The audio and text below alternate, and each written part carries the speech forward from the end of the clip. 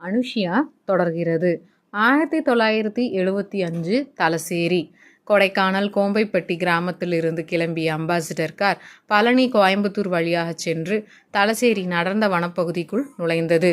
மாலாதேவி மயக்க நிலையில் இருந்த அனுஷியாவை சிராளி அம்மன் கோவில் குகைக்கு கொண்டு வந்தாள். வெளியாட்களுக்கு தெரியாத அந்த பகுதியில் வாகனம் வருவதை பார்த்த அச்சுதன் நம்பூதிரி ஆச்சரியத்துடன் குகைக்கு வெளியே வந்தார். மாலாதேவி ஓடி சென்று அவர் பாதங்களில் விழுந்து அழுதாள். நீங்க தான் எங்களை காப்பாற்றணும் சுவாமி. அச்சுதன் மாலாவை தள்ளிவிட்டு, சீ நீயா, இப்போ எதுக்கு வந்த?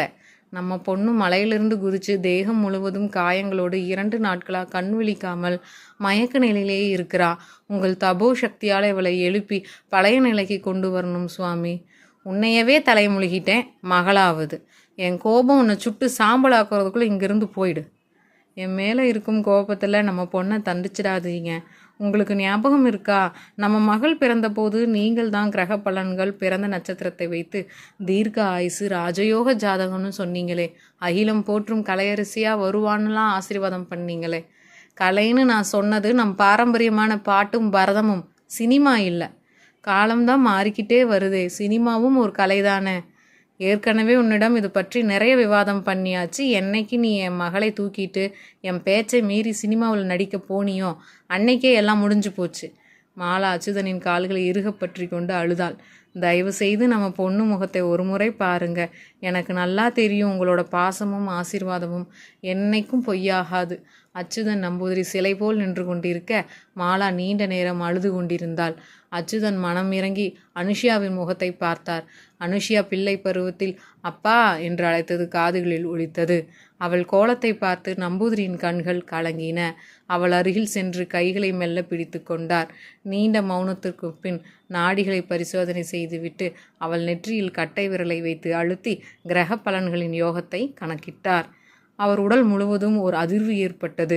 உடனே குகையில் உள்ள சிறிய அறைக்குள் சென்று மரப்பெட்டியில் வைத்திருந்த ஓலை சுவடிகளை எடுத்து வந்து குத்து விளக்கின் வெளிச்சத்தில் ஆழ்ந்து படிக்கத் தொடங்கினார். அவர் கண்களும் முகமும் பிரகாசத்தில் ஒளிர்ந்தன. அடுத்த சுவடியை எடுத்து படித்தபோது முகம் சுருங்கியது.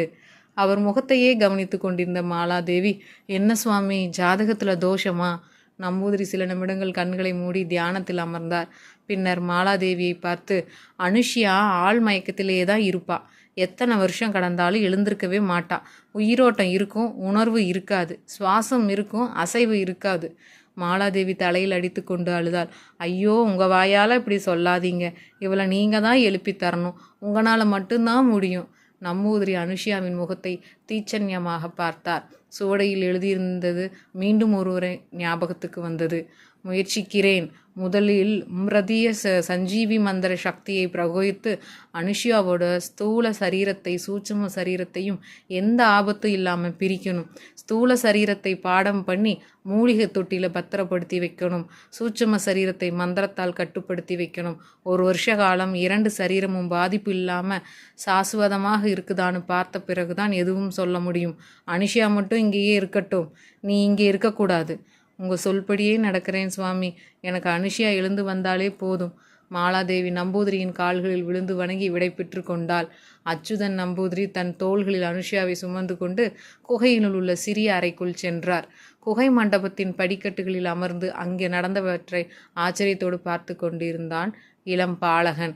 அனுஷியா தேவியின் சாயலில் இருந்த வாமனன் நம்பூதிரி. 1968 ஃபிலிம்ஃபேர் விழா முடிந்து வீட்டுக்கு செல்லும் போது அனுஷியா மனம் இந்திரஜித்தை பற்றியே சிந்தித்து கொண்டிருந்தது. ஆசையோடு சாப்பிட்டு அழைத்தவன் ஏமாற்றத்தில் மிகவும் வருத்தம் அடைந்திருப்பான்.